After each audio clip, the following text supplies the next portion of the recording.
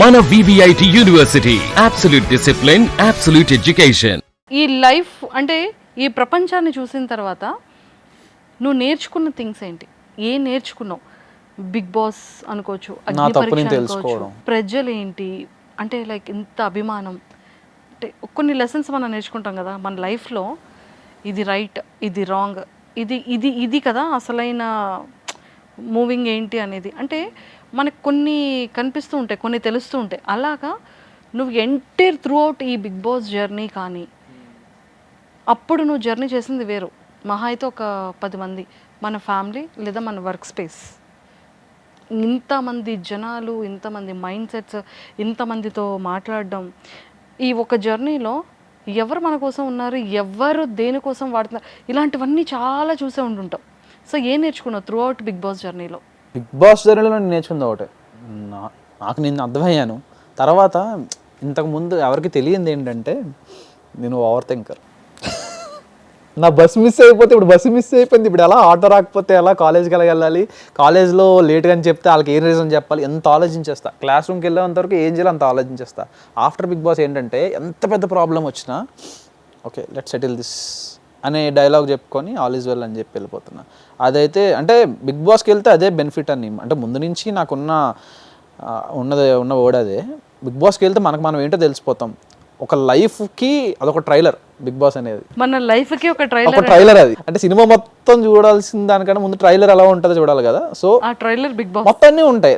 నాది మరీను అన్నీ ఉన్నాయి నా దాంట్లో. Roller coaster ride. నువ్వు నేర్చుకున్నది ఏంటి పర్సనల్గా? నేను ఇలా ఉండకూడదు, మనుషులు ఇలా ఉన్నారు, మనం ఎంత జాగ్రత్తగా ఉండాలి, మన కెరియర్ అంటే ఇవన్నీ కొన్ని కొన్ని ఉంటాయి కదా. అలా నువ్వు నేర్చుకున్నవి ఏంటి? మనుషులతో మాట్లాడడం అక్క. ఇంతకుముందు తెలుసు కదా మనం ఎవరితో మాట్లాడాం. ఫస్ట్ 2 వీక్స్ కూడా అంతే కదా. నేను ఇంట్లో ఇప్పుడు నా వర్క్ స్పేస్లో కూడా ఇద్దరే, ఇంటి దగ్గర ఇద్దరే, ప్రతి దగ్గర 2-3 తప్ప ఎక్కువ మందిని మనం హ్యాండిల్ చేయలేం. బేసిక్గా మన వల్ల కాదు, చేత కాదు అనమాట. So after Bigg Boss okay సడన్గా ఒక 50 మంది వచ్చినా కెన్ హ్యాండిల్, మాట్లాడవచ్చు ఏంటి వాట్ ఈస్ వాట్. ఎంత తప్పు తెలుసా, అమ్మాయిలు వచ్చి సెకండ్స్ ఇస్తే ఏదో ఇలా ఏంటి ఇలా, వాళ్ళు వచ్చి ఫోటో దిగితే ఇలా ఇలా ఇలా ఏంటది ఏదో పడిపోతుంటే ఏం చేయమంట. పాప వాళ్ళు ఎగ్జైట్మెంట్తో ఉంటారు కదా, కళ్యాణ్ అని చెప్పి అందరికి ఫొటోస్ కావాలి కదా, ఎలా ఒకళ్ళు వచ్చేస్తారు, నేను ఎవరికి ఇవ్వాలమ్మా అనే థాట్లో నేను. పాపం వాళ్ళు వచ్చి కళ్యాణ్ని అంత చక్కగా అంత అభిమానంగా, అరే మా ఇంటి అబ్బాయి కదా, మా పక్కింటి అబ్బాయి కదా, మా కాలేజీలో క్రష్. అసలు అమ్మాయిలందరికీ చాలా క్రష్ ఉన్నా ఉంటాయి. నాకు కూడా ఇందాకే జస్ట్ లేటెస్ట్గా తెలిసింది. ఏం నిజం చెప్పాలి తమ్ము, అమ్మాయిలందరూ ఏం పెడుతుంటారు ఇన్స్టాగ్రామ్లో కానీ కింద ఇది కానీ లవ్ సింబల్ పెడుతుంటారు, కిస్ ఎమోజీస్ పెడుతుంటారు. నేను చూడనవన్నీ ఇది మేము ఒప్పుకోం. నేను చూడనక్క నిజంగా. హట్ అవుతారబ్బా, చూడరంటే హట్ అవుతారు. తెలుసు కదా అకౌంట్ నీకే దొరకలేదు అగ్ని పరీక్ష అప్పటికప్పుడు క్రియేట్ చేసిన అకౌంట్ అది. ఎవరికైనా ఇన్స్టాగ్రామ్లో ఒక అకౌంటే ఉంటుంది, మనం ఏంటో 2-3 అకౌంట్లు క్రియేట్ చేసుకో, పాస్వర్డ్లు మర్చిపోయి. అలాంటిది ఈరోజు కళ్యాణ్ పడాలకి ఒక బ్లూ టిక్ ఏంటి 64 ఫాలోవర్స్ నుంచి ఇప్పుడు ఎంత 8 lakh 9 lakh 6 lakhs 64 నుంచి 6 lakh సమ్ చేంజ్ ఫాలోవర్స్. ఈ 1 year కూడా అవ్వలేదు. ఏంటో అప్పుడేమో ఇంతలా కనిపిస్తుంది, హ్యాండిల్ చేయలేం అనమాట. ఇప్పుడేమో ఏదో పెద్ద అబ్బాయిలాగా కనిపిస్తున్నారు. మనకి ఎందుకు వచ్చిన తలనొప్పులు రా బాబు అని చెప్పి. మరి ఫ్యాన్స్ కోసం మరి కొన్ని క్వశ్చన్స్ అడగాలి కదా, అడగకపోతే ఒప్పుకోరు కదా వాళ్ళ కోసం ఏదైనా. సో తనుజ గారు, నీది బాండింగ్కి చాలా మంది ఫ్యాన్స్ ఉన్నారు. అంటే మీ ఇద్దరి ఫ్రెండ్షిప్, ఒకరి కోసం ఒకరు స్టాండ్ తీసుకునే విధానం బిగ్ బాస్ హౌస్లో కూడా. సో ఇప్పుడు బయటకు వచ్చిన తర్వాత కూడా మీరు ఏదైతే అవార్డ్స్ ఫంక్షన్కి వెళ్ళేటప్పుడు మీ ఇద్దరి డ్రెస్సెస్ కాంబినేషన్ కానివ్వచ్చు, అండ్ మీ ఇద్దరిది ఇప్పుడు కుకరీ షోలో కానివ్వచ్చు, అండ్ ఈ ఫన్ జనరేట్ అయిన ఫ్యాన్స్ అందరూ చాలా హ్యాపీగా లైవ్లో వస్తే తనుజ గారి కోసం అడుగుతారు, తను లైవ్లో ఉంటే నీ గురించి అడుగుతారు. అసలు మీ ఇద్దరిది బాండింగ్ ఎలా ఉంది, తను ఏమంటూ ఉంటారు, అసలు ఫ్యాన్స్ గురించి ఏం మాట్లాడుకుంటూ ఉంటారు మీరు? తెలిసింది కదా ముందు బిగ్ బాస్లో ఎలా ఉన్నామో బయట కూడా అలా ఉన్నాం, సేమ్ మాట్లాడుతుంటారు.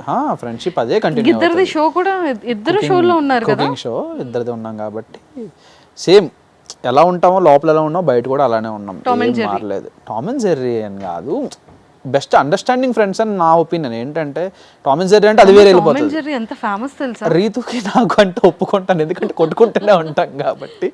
బట్ తనూజతో అలా ఏం కాదు, అంటే వీ రెస్పెక్ట్ ఈచ్ అదర్. బయట ఎలా ఉన్నాం అనేది మాకు తెలుసు, ప్రతిదీ కెమెరా కనిపించదు కదా. సో బయట మేము ఎప్పుడూ బాగానే ఉంటాం, రోజు మాట్లాడుతూ ఉంటాం.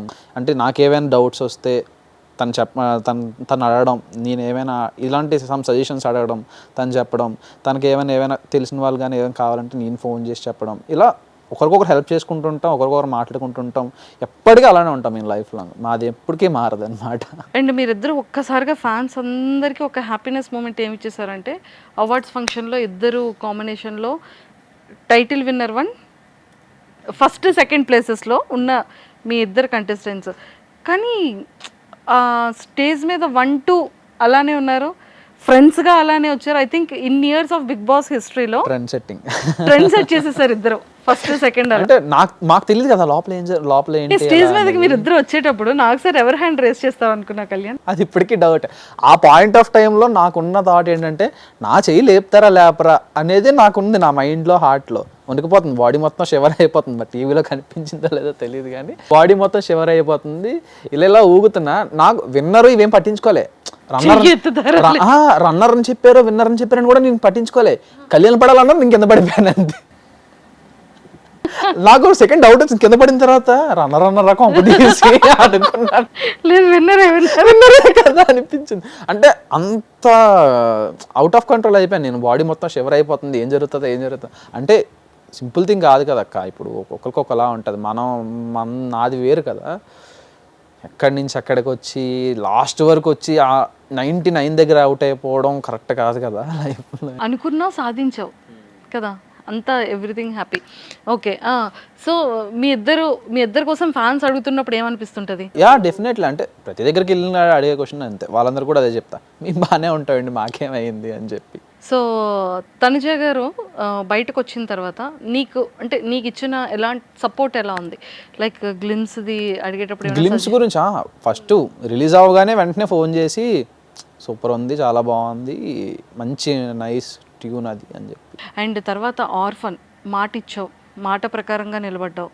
అండ్ ఎంతోమంది పిల్లలకి ఒక మంచి అంటే ఈరోజు పిల్లలు ఇంకా ఇంకా ఇంకా డబల్ హ్యాపీగా ఉన్నారంటే బికాస్ ఆఫ్ కళ్యాణ్ పడాల కదా.